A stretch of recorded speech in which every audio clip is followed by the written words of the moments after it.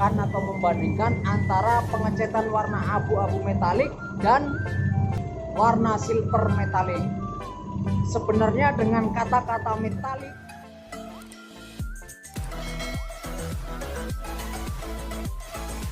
Assalamualaikum warahmatullahi wabarakatuh.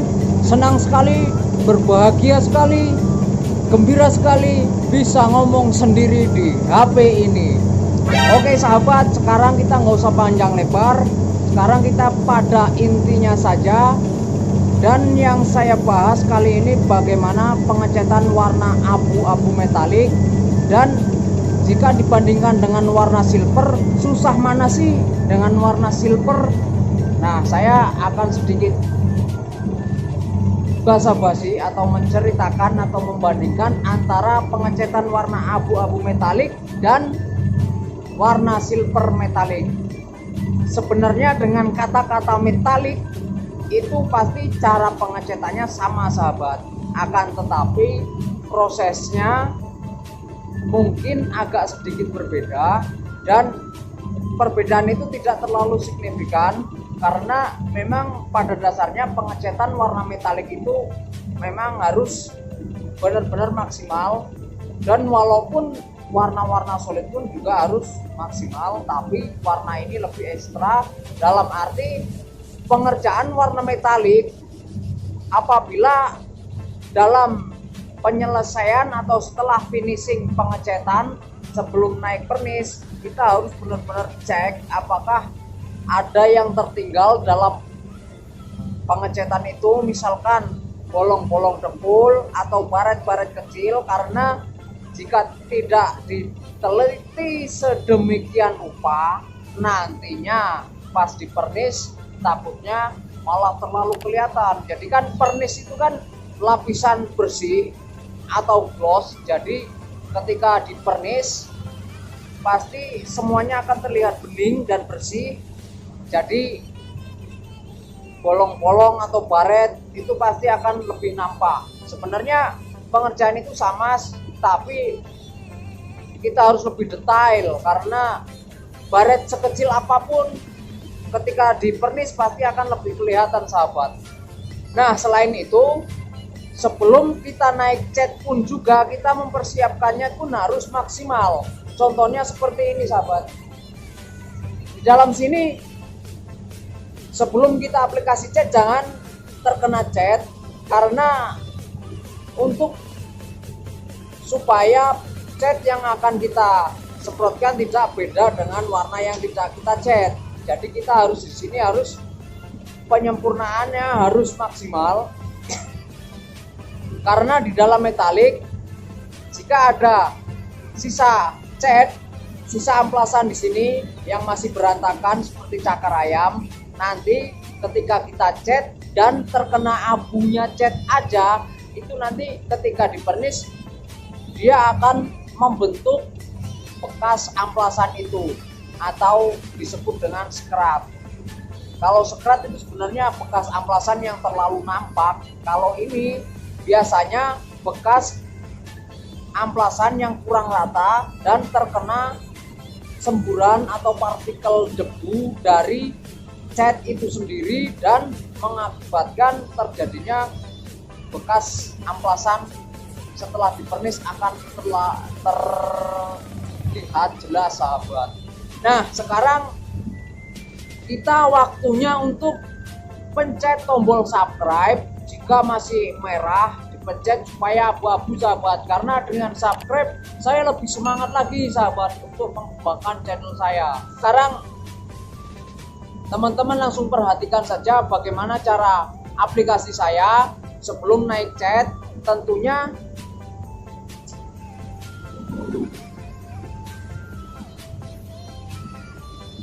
di bagian sini akan saya amplas nomor, nggak tahu nomor berapa, maksudnya saya amplas dengan skobret. Tetapi jika teman-teman tidak mempunyai skobret, saya sarankan untuk di bagian ujung yang nantinya tidak terkena cat. Nantinya teman-teman memakai amplas 2000, dan misalkan nomor 2000 pun itu mau buat amplas ternyata baru, jangan langsung dipakai sahabat, tapi direndam dulu dalam air dalam ember. Setelah lemes baru dipakai, karena kalau langsung baru ngambil langsung disobek langsung dipakai itu juga berbahaya, nantinya berbaret-baret bagian sini dan akan membekas. Sekarang saya lakukan dan kita sama-sama belajar, sahabat.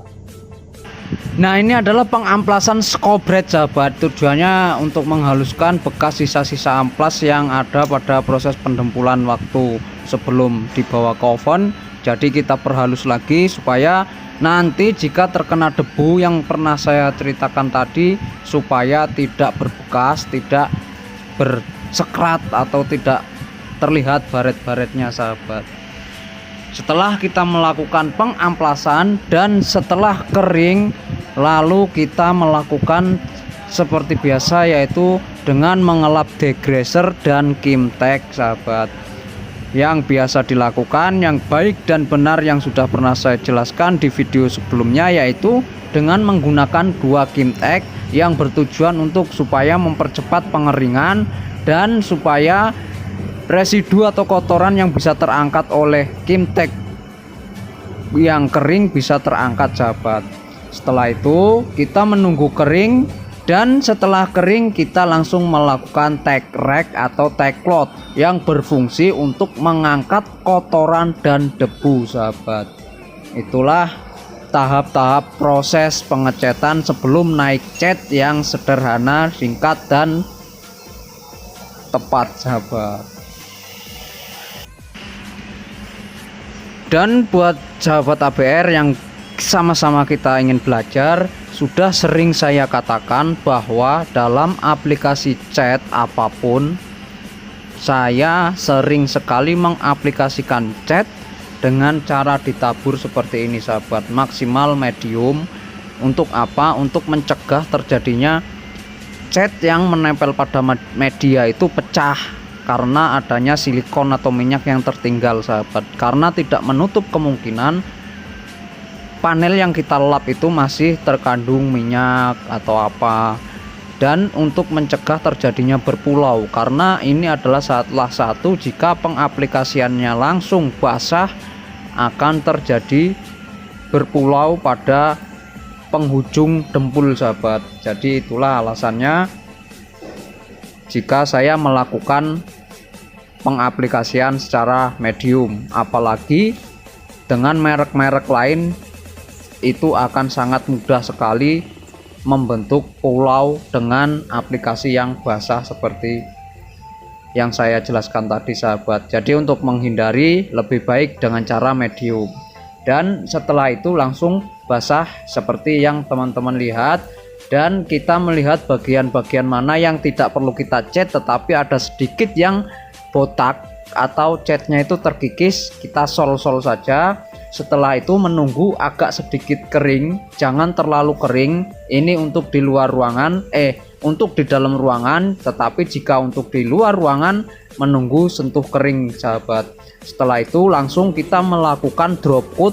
Dan drop coat ini semenjak saya dari pertama upload sampai sekarang pun masih menggunakan drop coat atau tabur secara double coat, sahabat, yaitu dengan cara double coat atas dari bawah dan dari bawah ke atas. Dan ini berlaku hanya untuk di dalam oven, tetapi jika di luar oven saya pun menggunakan single coat, sahabat, yaitu dari atas ke bawah sampai selesai.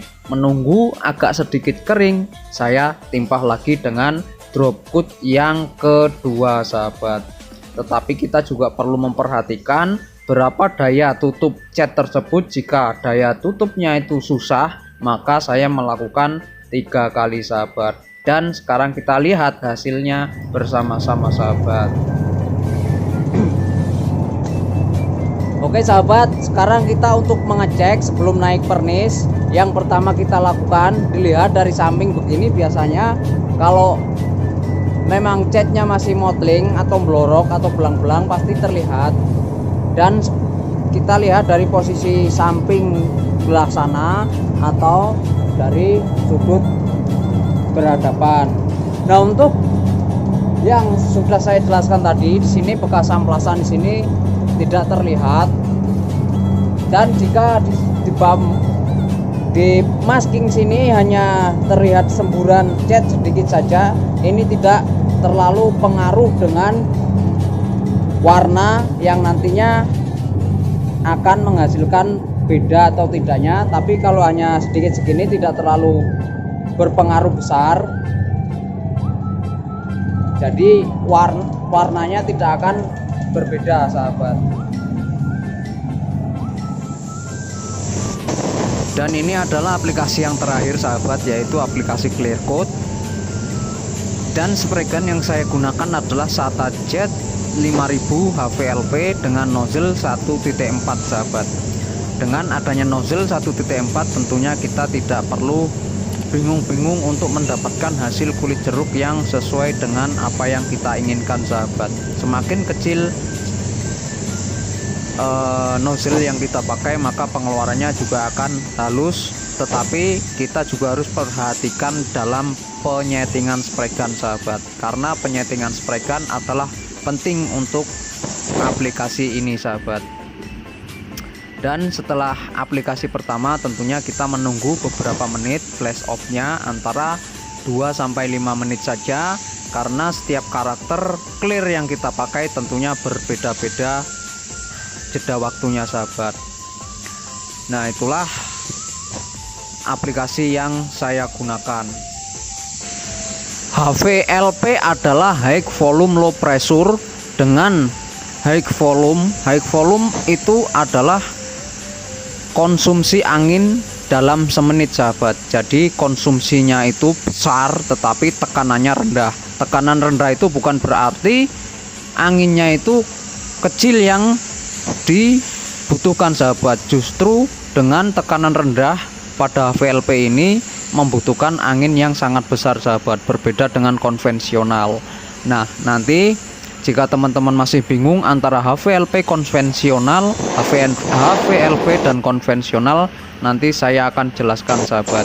Dan teman-teman juga bisa lihat bagaimana semburannya, semburan yang sangat lebar, terlihat tebal. Pastinya material atau clear yang tertempel pada yang menuju pada media juga akan tertuju sangat tebal hanya dalam satu lapis, sahabat. Itulah mengapa bengkel-bengkel Autorest atau bengkel resmi menggunakan SATA Jet 5000 HVLP, sahabat. Dan SATA Jet 1.3 itu rata-rata digunakan di bengkel-bengkel umum, bengkel-bengkel asuransi yang ada pada bengkel-bengkel lain, sahabat. Jadi kesimpulannya adalah pengecetan warna abu-abu metalik dan warna silver metalik itu sama aja apabila kita ngecat, apalagi warna blok itu secara teori memang sama, tidak ada bedanya.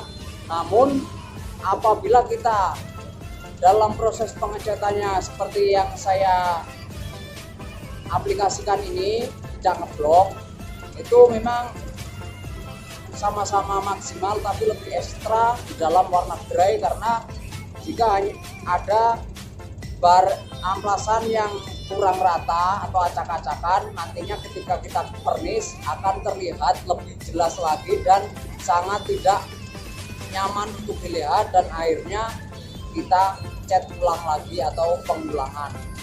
Oke, itu saja, sahabat, yang bisa saya sampaikan. Semoga bermanfaat buat teman-teman, buat saya sendiri. Saya akhiri. Assalamualaikum warahmatullahi wabarakatuh.